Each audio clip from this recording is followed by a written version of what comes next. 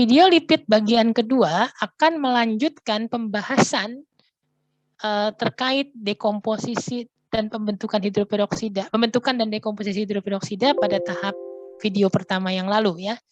Nah, sebelumnya saya akan tunjukkan dulu ini adalah skema ringkas oksidasi lipid. Jadi yang minggu lalu atau di video pertama kita pelajari itu adalah ini adalah trigliserida ya, kemudian mengalami inisiasi terbentuk RO titik lalu jadi R titik. Kemudian R titik ini mengalami propagasi, pertama-tama membentuk RO titik, lalu mengambil H titik dari RH yang lain sehingga terbentuk hidroperoksida. Tahapan inilah yang kita sebut dengan tahap pembentukan hidroperoksida. Kemudian terjadi pemutusan ikatan oksigen-oksigen, melepas OH titik, terbentuk radikal alkoksil. Radikal alkoksilnya bisa mengalami pembelahan. Pembelahan itu bisa menghasilkan aldehida, radikal alkil, semialdehida atau oksoester. Itulah yang kemarin kita bahas sebagai dekomposisi hidroperoksida di video pertama ya. Nah, kemudian radikal alkil kemarin sudah kita bahas juga di video pertama bisa mengalami dekomposisi lanjutan. Dia bisa langsung membentuk hidrokarbon atau dia bereaksi dulu dengan oksigen membentuk ROH ujung yang kemudian bisa mengalami pembelahan hidroksil lalu pembelahan alfa sehingga berkurang satu karbon membentuk hidrokarbon aldehida alkohol dengan satu karbon lebih pendek dan seterusnya berkurang satu sampai habis. Ke bawah ini adalah dekomposisi lanjutan. Jadi kita minggu lalu di video pertama itu sudah mempelajari ini semua. Nah, sekarang di video bagian kedua kita akan mempelajari yang namanya dekomposisi lanjutan tapi pada produk-produk yang sudah dihasilkan. Jadi pertama kita akan pelajari bagaimana aldehida bisa mengalami reaksi lanjutan. Terus kita akan belajar bagaimana radikal alkoksi bisa mengalami reaksi lanjutan, membentuk senyawa keto, hidroksi, dan epoksi. Bahkan bisa membentuk dimer atau membentuk polimer. Termasuk bagaimana radikal alkoksil di sini juga bisa mengalami reaksi lanjutan membentuk peroksida siklik, senyawa hidroperoksi, pembelahan aldehida keton menjadi aldehida keton, hidrokarbon, furan, dan asam. Jadi di video kali ini di bagian kedua kita akan mengupas boleh dibilang semacam apa ya reaksi lanjutan sampingannya. Jadi kalau ini adalah reaksi utamanya dari sini ke bawah itu yang kita pelajari di video pertama. Maka kita sekarang mempelajari reaksi cabang-cabangnya ya ke kiri kanan dari skema ini. Begitu. Yang pertama kita bahas adalah dekomposisi aldehida hasil dekomposisi hidroperoksida.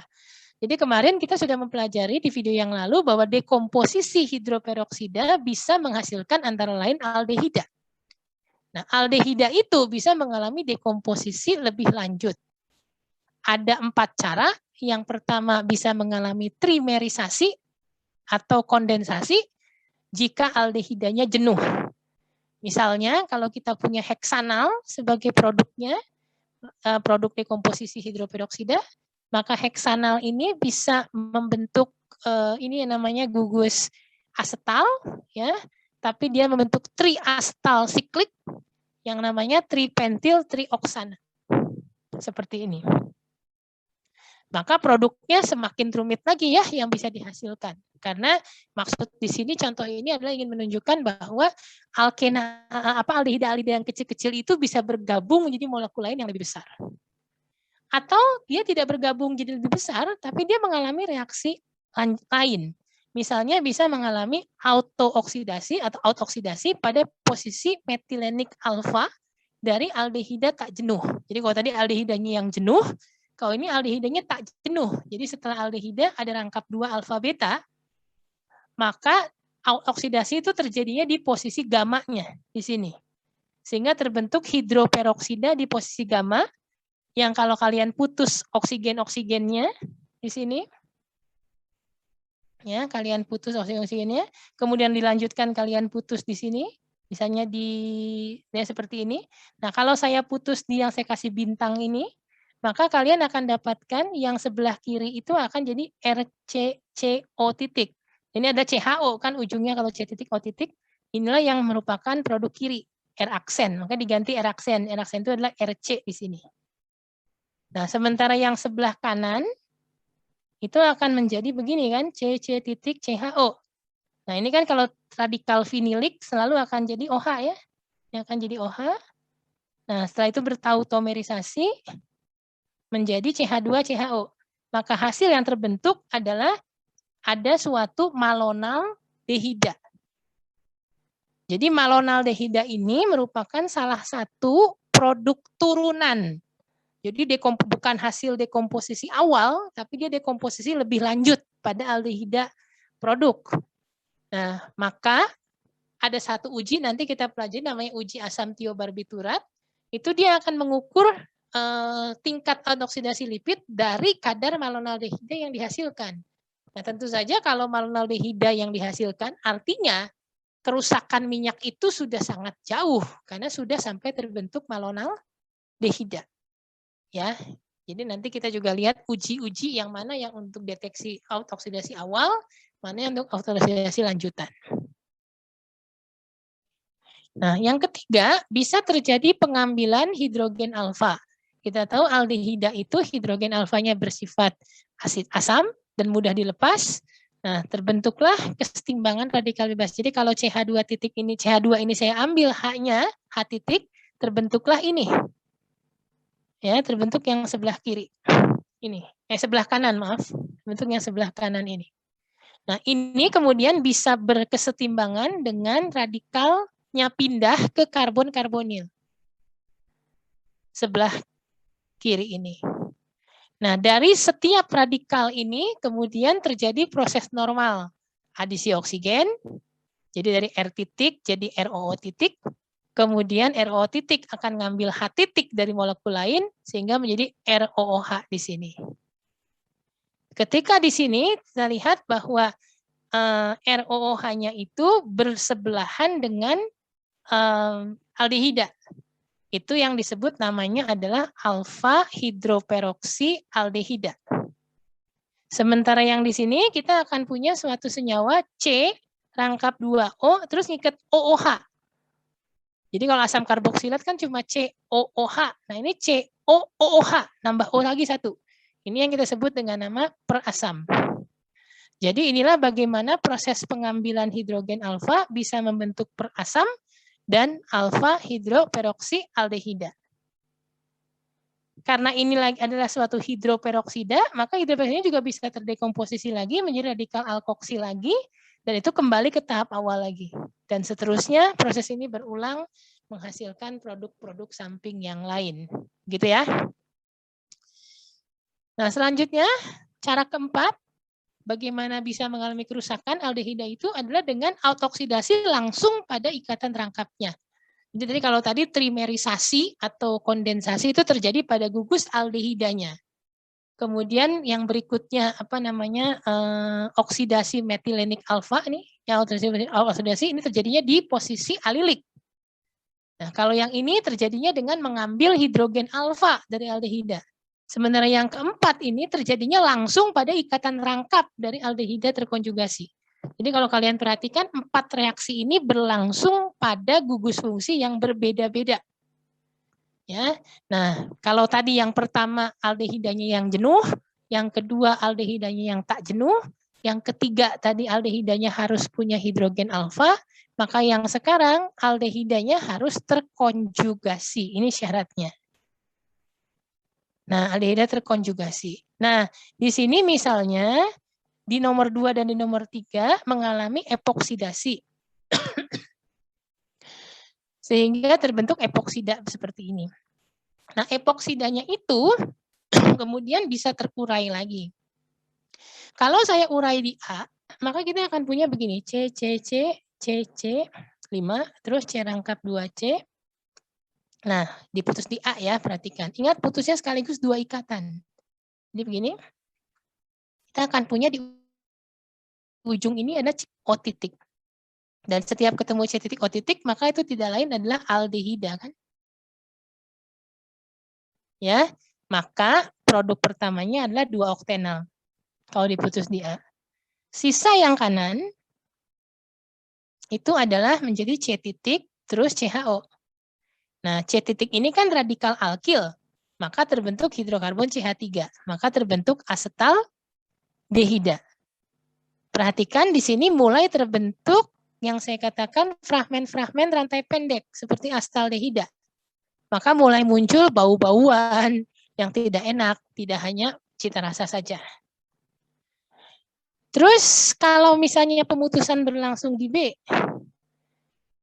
maka dengan serupa itu kalian bisa dapetin kalau di kiri itu adalah CC. Nah, C rangkap 2C, terus C titik. Nah, ini yang kemudian jadi CH3 kan? Jadilah 2 oktena. Sementara yang sebelah kanan ini jadilah ada C titik, O titik. Terus ini adalah CHO. Dan C titik, O titik itu selalu juga aldehida. Maka kita punya senyawa etanadial atau dioksal, glioksal. Ini. Maka perhatikan juga ada sesuatu yang menarik di sini. Terbentuk senyawa dial. Mirip seperti tadi terbentuk malonaldehida di slide sebelumnya. Juga terbentuk yang namanya glioksal.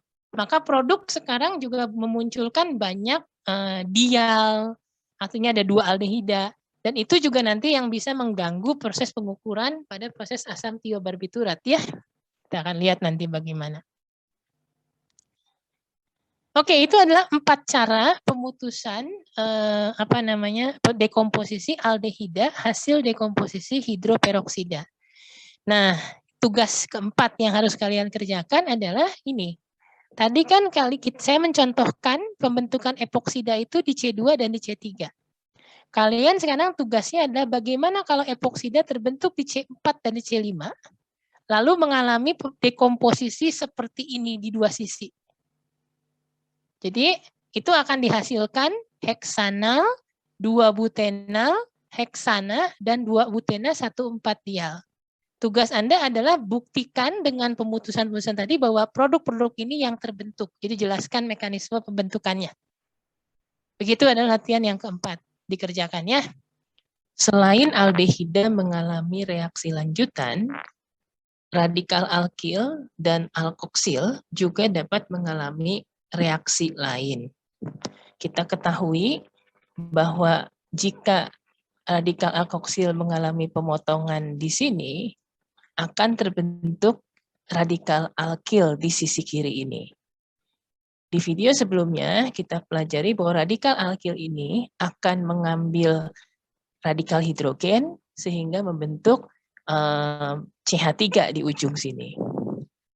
Opsi lainnya, radikal alkil tersebut bisa mengalami dekomposisi lanjutan melalui proses pembentukan hidroperoksida di ujung, kemudian terjadi pemutusan ikatan oksigen-oksigen. Mohon maaf, ini garisnya agak menyimpang, harusnya di sini.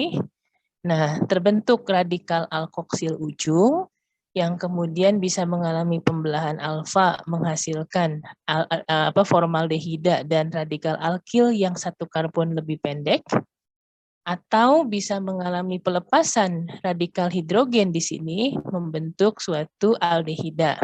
Aldehida ini yang kemudian di video pertama diceritakan bisa mengalami oksidasi lebih lanjut menjadi asam karboksilat dan kemudian bisa didekarboksilasi. Nah, itu sudah kita pelajari di video sebelumnya. Ini juga bagian dari reaksi lain dari radikal alkil. Nah, di dalam video ini tambahannya adalah bahwa radikal alkil juga bisa melakukan coupling dengan radikal hidroksil sehingga terbentuk suatu alkohol. Atau dia kehilangan radikal hidrogen dari ujung ini sehingga membentuk suatu alkena. Tidak hanya radikal alkil yang bisa mengalami reaksi lain.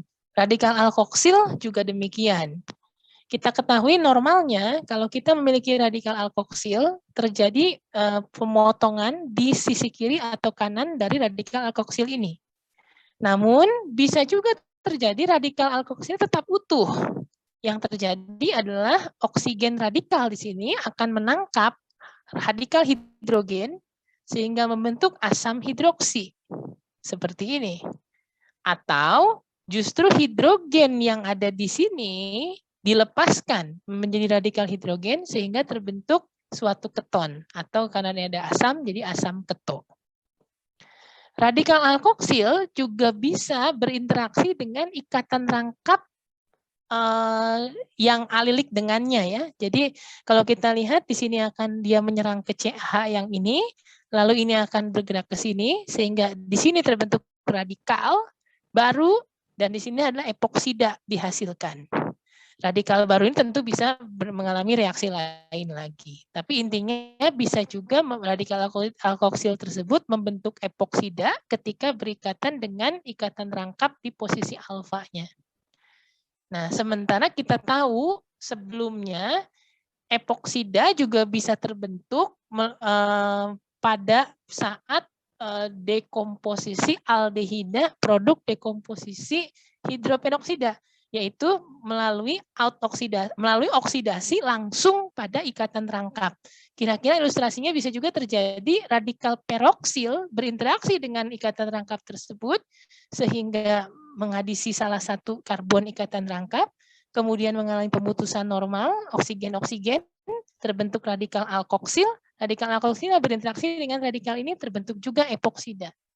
Jadi dua rute ini boleh dibilang adalah rute utama untuk terbentuknya epoksida.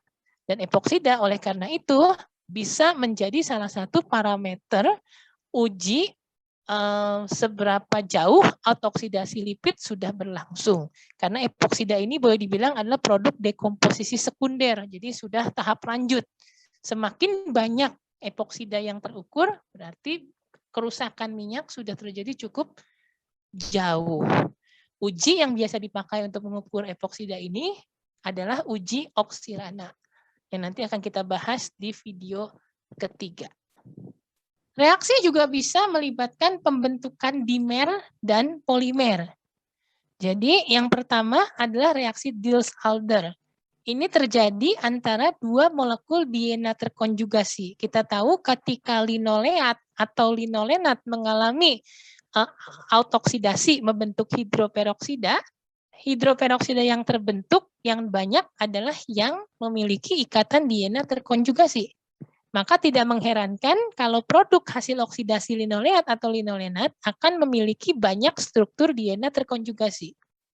Nah, DNA terkonjugasi tersebut bisa berinteraksi dengan sesama DNA terkonjugasi, tapi yang satu bertindak sebagai DNA-nya, yang lain bertindak sebagai dienofilinya, dienofili atau alkenanya, dengan proses seperti ini.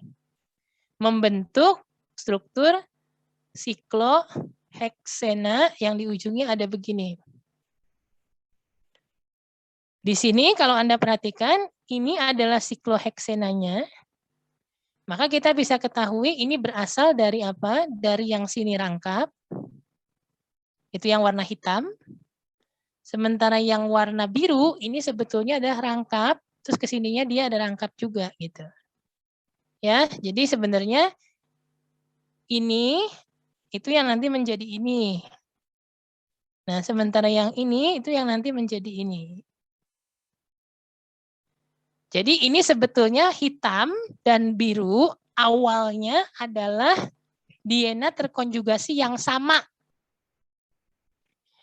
Tapi setelah mengalami Diels-Alder, karena yang satu bertindak sebagai DNA, masih menyisakan maka ada satu rangkap di tengah-tengah.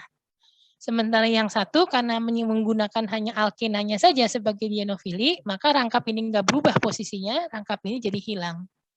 Coba kalian latihan menggambarkan sendiri nanti bagaimana produk ini terbentuk dari dua DNA terkonjugasi yang sama. Jadi kalian gambarkan dulu yang hitam asal awalnya seperti apa, yang biru awalnya seperti apa, terus gambarkan panah-panah lengkung ini sehingga menjadi terbentuk produk ini.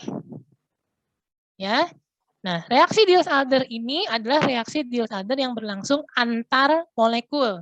Karena ada dua molekul berbeda yang bergabung.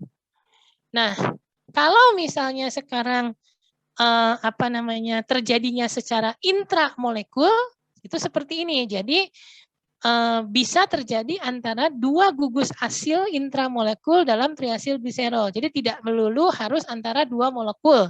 triasilgliserol. Jadi kalau di sini misalnya di sini dia punya struktur DNA terkonjugasi, di sini juga DNA terkonjugasi sebenarnya, ini terkonjugasi, ini juga terkonjugasi. Tapi yang satu dimanfaatkan kedua-duanya, yang satu hanya salah satunya. Jadi yang ini ke situ, yang ini ke sana, yang ini ke sana. Terbentuklah struktur demikian. Maka Anda bisa perhatikan bahwa Diels-Alder itu menghasilkan produk yang semakin beragam lagi, ya. Dan sekarang bukan hanya pecah menjadi molekul-molekul berukuran lebih kecil, tetapi juga terbentuk produk-produk yang berukuran jauh lebih besar. Maka tidak mengherankan lama-kelamaan kalau suatu minyak mengalami autooksidasi akan terbentuk semacam endapan. Jadi ada bagian yang mengendap. Karena ada produk-produk yang berukuran besar yang kemudian akan memisah dari larutan. Selain dengan reaksi Diels-Alder intramolekul, dimer asiklik dapat terbentuk melalui kopling radikal bebas. Di video sebelumnya, kita pernah membahas bahwa asam oleat jika mengalami penarikan hidrogen alilik, maka dapat terbentuk radikal di posisi 8 atau radikal di posisi 11. Radikal di posisi 8 ini bisa beresonans ke posisi 10. Sementara radikal 11 bisa beresonans menjadi radikal 9. Sehingga ada 4 kemungkinan radikal di 8, 9, 10, 11. Yang di video sebelumnya diceritakan bahwa membentuk hidroperoksida di setiap posisi tersebut. Sehingga ada 4 kemungkinan hidroperoksida.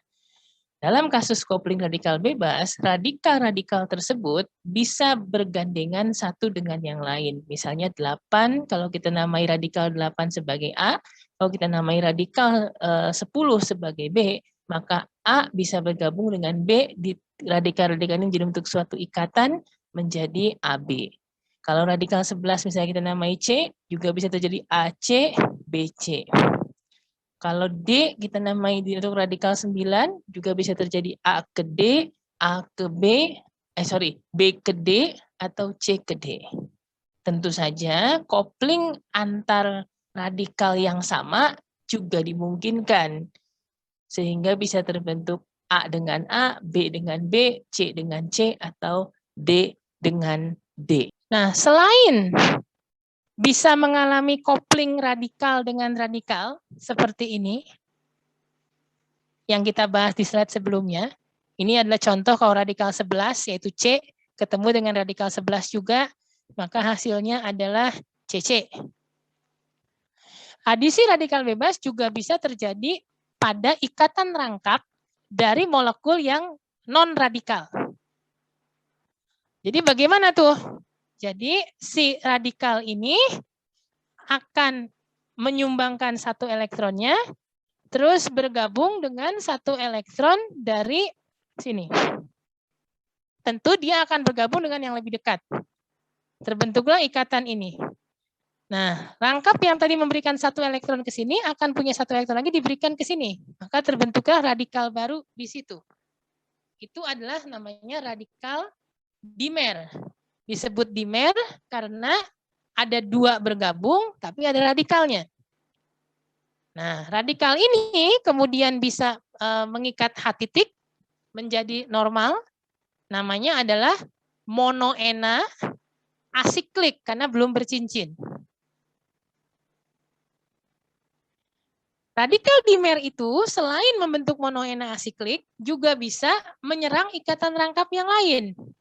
Jadi ini bergabung, sorry ke sana. Ini bergabung, jadi ada 2 panah paruh di situ ya. Nah, sementara radikalnya akan ke sana. Dia selalu nyari yang lebih dekat untuk berikatan. Jadi di sini akan terbentuk ikatan, dan di sini akan terbentuk radikal. Ini juga suatu radikal dimer lagi.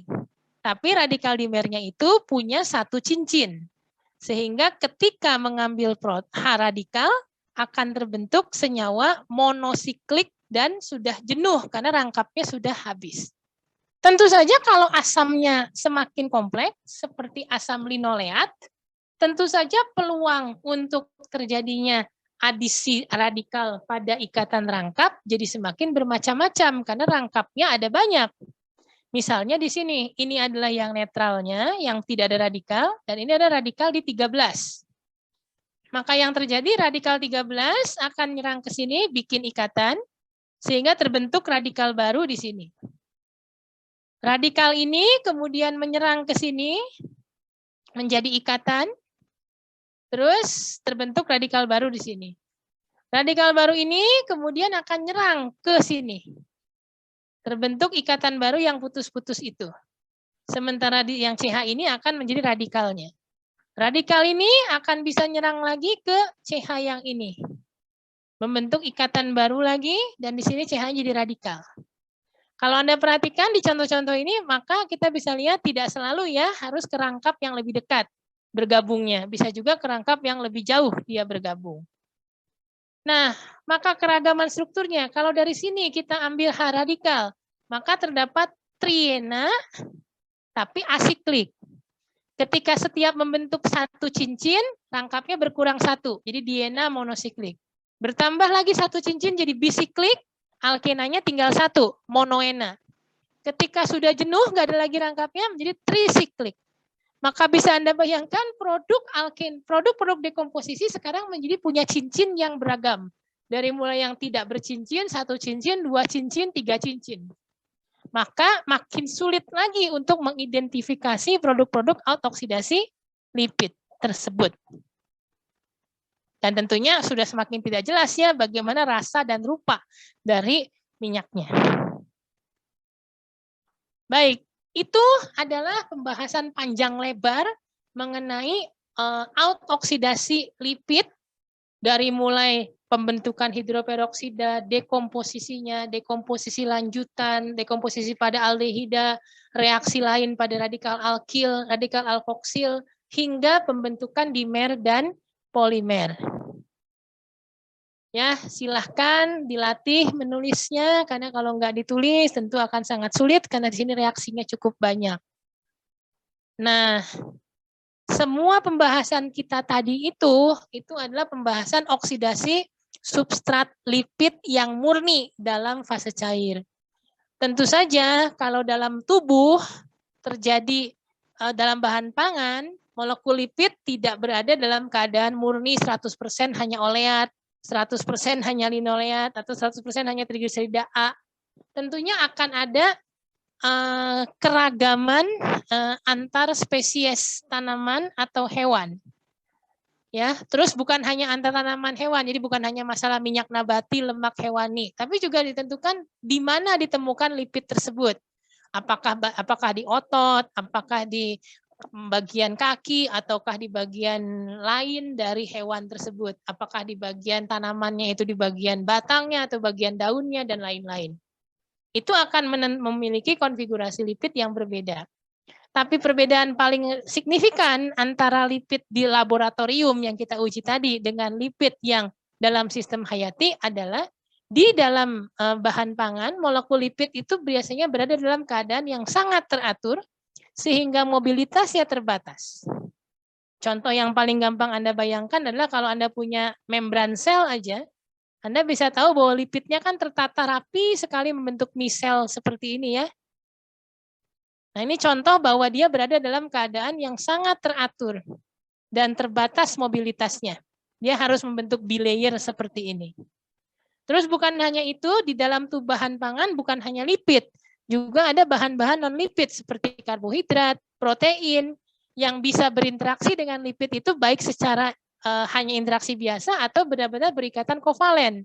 Kita tahu ada glikoprotein, ada glikolipid, ada lipoprotein ya dan sebagainya. Nah, seperti di membran sel sendiri kita ingatkan selain lipid, fosfolipid juga ada yang namanya protein perifer di sini kan. Ini adalah satu contoh bagaimana lipid tidak berdiri sendiri tetapi dia berinteraksi juga dengan penyusun bahan yang non-lipid. Itulah pembeda utama antara oksidasi dalam laboratorium dengan dalam sistem hayati atau biologis. Selain itu, tentu saja kalau oksidasi di dalam tubuh itu melibatkannya bukan melibatkan oksigen dari luar ya, tapi melibatkan proses enzimatik. Jadi akan terlibat enzim-enzim. Dan biasanya penguraian lipid atau trigliserida menjadi asam lemak tak jenuh atau polyunsaturated fatty acid yang nantinya mudah mengalami oksidasi, itu akan didahului oleh lipolisis dulu. Jadi lipid akan mengalami lipolisis oleh lipase membentuk PUFA. Barulah autooksidasi bisa terjadi dengan bantuan enzim lipoksigenase menghasilkan hidroperoksida atau dengan siklooksigenase membentuk endoperoksida. Kalau hidroperoksida itu begini, kalau endoperoksida itu yang seperti ini ya. Jadi endoperoksida, jadi peroksida tapi dalam struktur siklik. Nah, kemudian pembelahan enzimatik lebih lanjut bisa menghasilkan pemutusan sama dekomposisi dari hidroperoksida tersebut menghasilkan aneka produk. Nah, tapi kita nggak akan singgung prosesnya detailnya seperti apa. Nah, tapi yang harus diingat juga bahwa karena ini bersifat enzimatis, enzim itu biasanya punya ciri khas bersifat spesifik cara kerjanya. Maka dia bersifat regiospesifik karena oksigenasi hanya berlangsung di tapak atau site tertentu dalam molekul, dan juga stereospesifik karena ketika ada produk kiral maka hanya menghasilkan salah satu enantiomernya.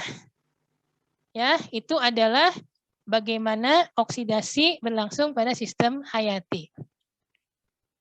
Nah, kemudian faktor-faktor apa saja yang berpengaruh pada laju oksidasi lipid dalam bahan pangan? Macam-macam ya. Yang pertama adalah komposisi dari asam lemak itu. Jumlahnya, posisinya, geometri ikatan rangkapnya. Jadi kalau kita punya asam arakidonat, ya, asam arakidonat itu adalah asam dengan 20 karbon, terus punya ikatan rangkapnya 4. Linolenat 18 karbon, 3 rangkap. Linoleat 18, 2 rangkap. Oleat 18, 1 rangkap. Ternyata semakin banyak ikatan rangkapnya, semakin mudah dia mengalami oksidasi. Kita lihat asam arakidonat dibandingkan linolenat, linoleat, dan oleat, lajunya 40 banding 20 banding 10 banding 1. Asam lemak jenuh itu biasanya sangat lambat mengalami autooksidasi kecuali pada suhu yang sangat tinggi. Itu faktor jumlah. Kalau faktor posisi, ikatan rangkap terkonjugasi itu lebih mudah mengalami oksidasi daripada yang tidak terkonjugasi. Maka kalau kita sudah punya linolenat, linoleat, kan tadi sudah dicontohkan banyak produknya adalah DNA terkonjugasi. Jadi ada semacam autokatalitik. Udah dia sendiri cepat karena dia punya rangkap lebih banyak, produknya terkonjugasi, maka semakin lama semakin cepat proses autooksidasinya. Maka dengan kata lain semakin tidak jenuh suatu asam lemak, dia semakin mudah teroksidasi, bukan hanya karena rangkapnya lebih banyak, tapi juga karena produknya nanti banyak yang terkonjugasi. Kemudian asam lemak cis itu akan lebih mudah teroksidasi daripada yang trans, itu faktor geometri. Jadi minyak goreng, asam-asam lemak kebanyakan kan asam lemak cis ya. Bahkan asam lemak trans itu kita hindari kalau bisa di dalam produk pangan karena mudah menimbulkan penyakit jantung koroner. Nah, maka cis yang alami itu justru yang lebih mudah untuk mengalami oksidasi. Faktor kedua, itu bagaimana kalau dia berupa asam lemak bebas atau FFA, dengan bagaimana kalau si asam lemak itu masih terikat dalam bentuk asilgliserol atau dalam bentuk trigliserida. Ternyata asam lemak bebas itu akan sedikit lebih cepat teroksidasi daripada trigliserida. Dan yang signifikan juga adalah free fatty acid ini karena sifatnya yang asam, dia bisa menimbulkan korosi pada peralatan tangki penyimpanan minyak komersial. Sehingga ada sekelumit atau trace logam yang akan menjadi terlarut ke dalam minyak. Padahal logam-logam ini memiliki kemampuan mengatalisis oksidasi lipid. Jadi udah FFA-nya sendiri mudah teroksidasi, dia bisa menimbulkan pelarutan logam ke dalam sistem dan itu akan semakin mempercepat reaksi autooksidasi tersebut. Faktor berikutnya adalah faktor suhu dan luas permukaan. Ini saya kira faktor yang sangat umum di dalam kinetika kimia ya. Jadi kalau suhunya dinaikkan, maka laju oksidasi juga akan cenderung semakin cepat. Sementara kalau permukaan lipid banyak kontak dengan udara, maka tentu saja luas permukaan kontaknya jadi besar, maka autooksidasi akan semakin cepat berlangsung. Ya, nah, biasanya kan kalau Anda menyimpan minyak jelantah atau minyak bekas goreng itu kan pasti di wadah yang mulutnya lebar supaya gampang nuangnya ya. Nah, itu tentu akan mempercepat juga bagaimana autooksidasi bisa berlangsung di minyak itu. Makanya minyak jelantah kan harus segera dipakai lagi kalau ingin dipakai ulang ya, tidak ditunda lama. Yang ketiga, faktor berikutnya yang kelima adalah konsentrasi oksigen. Jadi logikanya tentu karena ini autooksidasi harusnya semakin tinggi kadar oksigen semakin cepat reaksinya. Tapi ternyata itu hanya teramati kalau tekanan oksigennya cukup kecil. Jadi kalau tekanan oksigennya cukup kecil, maka laju akan bertambah cepat berbanding lurus dengan konsentrasi oksigennya. Tapi kalau oksigennya sudah melimpah, karena oksigennya udah banyak, maka menambah lebih banyak oksigen tuh mungkin jadi nggak berpengaruh karena dia sudah jenuh oleh oksigen gitu. Jadi peningkatan laju dengan peningkatan konsentrasi ini tidak berlaku lagi kalau oksigennya sudah melimpah. Apalagi kalau suhunya tinggi atau luas permukaannya besar. Lanjut ke faktor berikutnya, faktor ke-6, yaitu faktor uap air. Kalian sudah belajar dengan di materi UTS apa yang namanya aktivitas air atau AW. Nah, kalau aktivitas air itu sangat rendah, kurang dari 0,1, oksidasi sangat cepat. Tapi kalau air ini bertambah sampai aktivitasnya sekitar 0,3, oksidasi lipid akan terhambat, bahkan bisa menjadi minimum. Kenapa? Karena adanya sekelumit air, sejumlah kecil air, itu bisa menurunkan aktivitas katalitik dari logam. Kita tahu logam tentunya kalau keadaannya telanjang, tidak terbungkus oleh air, tidak tersolvasi oleh air, maka ionnya itu, daya katalitik ionnya akan semakin baik karena tidak terhalangi oleh air di sekelilingnya. Keberadaan air juga bisa menyebabkan radikal-radikal bebas malah bereaksi dengan air tersebut, sehingga memadamkan atau quenching radikal-radikal bebas tadi. Akibatnya autooksidasi yang tadi butuh radikal bebas, jadi kehilangan radikal bebas untuk reaksi lanjutan, karena radikal bebasnya jadi bereaksi dengan air. Selain itu, kita tahu air sifatnya polar, sementara lipid non-polar. Keberadaan air ini bisa menghalangi akses oksigen untuk bisa berinteraksi dengan lipid tadi. Akan tetapi, kalau aktivitas airnya ini menjadi sangat tinggi, artinya ditambah air lebih banyak lagi sampai 0,55 atau 0,85, kita tahu di sini air sudah berubah jadi air bebas. Bisa jadi air zona 3. Ketika air zona 3, maka adanya logam, oksigen, itu lebih seperti terlarut saja dalam air itu. Karena terlarut, jadi dia sudah punya mobilitas yang tinggi di dalam air, karena sudah benar-benar larut di dalam pelarut tersebut. Sehingga faktor-faktor tadi yang menghalangi tadi menjadi nggak jadi masalah lagi, karena dia bisa bergerak cepat mengatasi halangan air yang mengelilinginya tadi. Maka justru ketika aktivitas air sangat tinggi, laju oksidasi akan kembali meningkat. Begitu penjelasannya. Sekarang faktor yang ke-7 adalah orientasi molekular. Jadi begini, kita tadi sudah belajar bahwa kalau ketidakjenuhan meningkat, harusnya oksidasi meningkat. Tapi bisa terjadi pada kondisi tertentu justru ketidakjenuhan meningkat itu malah stabilitas oksidatifnya yang meningkat, artinya dia malah makin stabil. Kenapa? Karena misalnya dia dilakukan dalam kondisi tertentu, yaitu larutan berair 37 derajat Celcius, pH 7,4 dengan katalis besi 2+ asam askorbat. Jadi pada kondisi ini justru terjadi hal sebaliknya. Stabilitas meningkat ketika ketidakjenuhan meningkat. Yang barangkali karena adanya efek konformasi dari asam lemak tersebut dalam medium yang berair, yang tidak akan kita singgung lebih jauh. Atau contoh lain, kalau asam linoleat saya oksidasi pada 60 derajat, maka oksidasi pada sistem yang teratur, jadi kalau dia diadsorpsi pada silika, itu akan berlangsung lebih cepat. Karena dengan adanya posisi yang beraturan, maka oksigen akan mudah mau datang kemana, karena dia sudah terimobilisasi di sana. Tapi kalau suhunya 180 derajat, artinya kita tahu semua jadi pergerakannya sangat cepat pada suhu sangat tinggi. maka nggak perlu lagi diatur-atur di dalam silika untuk bisa oksigen akses.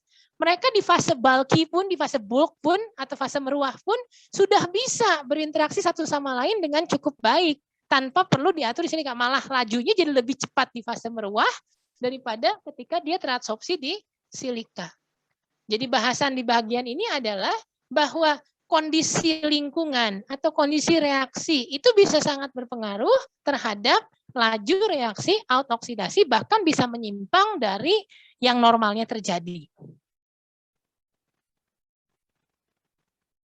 Faktor berikutnya, saya udah nggak ingat nih yang keberapa ya, ke-8 atau ke-9 ya.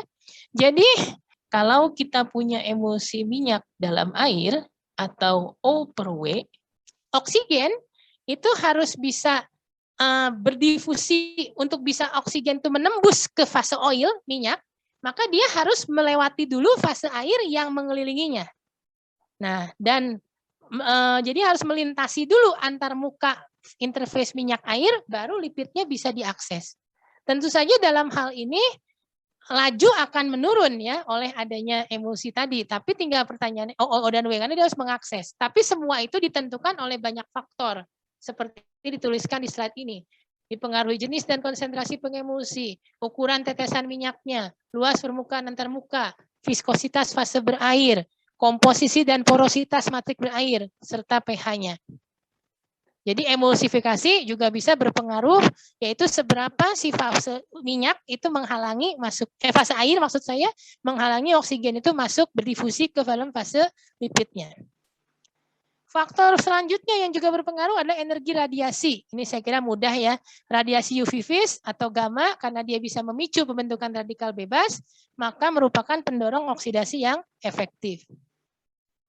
Selain itu ada faktor juga prooksidan, pendukung oksidasi, atau antioksidan, melawan oksidasi. Saya kira antioksidan tidak jadi pokok bahasan di sini. Kita tentu bisa menambahkan misalnya asam askorbat atau menambahkan zat-zat antioksidan lain seperti vitamin E, tokoferol dan lain-lain untuk bisa meredam terjadinya oksidasi. Ya, tapi kita tidak membahas itu. Yang kita lihat adalah ada yang namanya prooksidan. Jadi justru mempercepat terjadinya oksidasi. Dan itu yang paling mudah adalah logam-logam transisi yang punya valensi lebih dari satu macam atau multivalen. Misalnya CO, Cu, Fe, Mn, Ni. Kita tahu Cu misalnya punya Cu+, Cu2+. Berarti dia kan bisa berubah bilangan oksidasinya dalam sistem.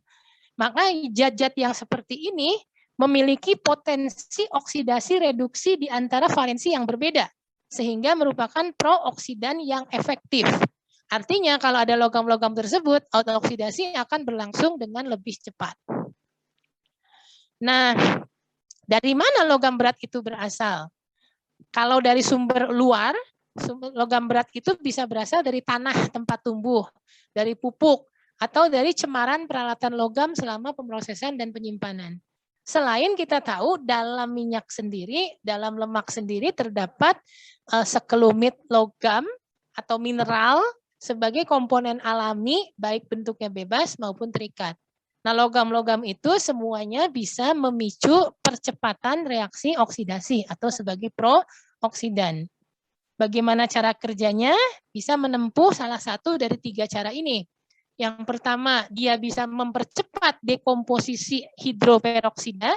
Jadi caranya dia teroksidasi dari Mn+ jadi Mn+1+, sehingga hidroperoksida yang biasanya putusnya menjadi RO titik dan OH titik, sekarang OH titiknya mendapat tambahan 1 elektron dari logam yang teroksidasi, sehingga menjadi bukan OH titik tapi OH minus.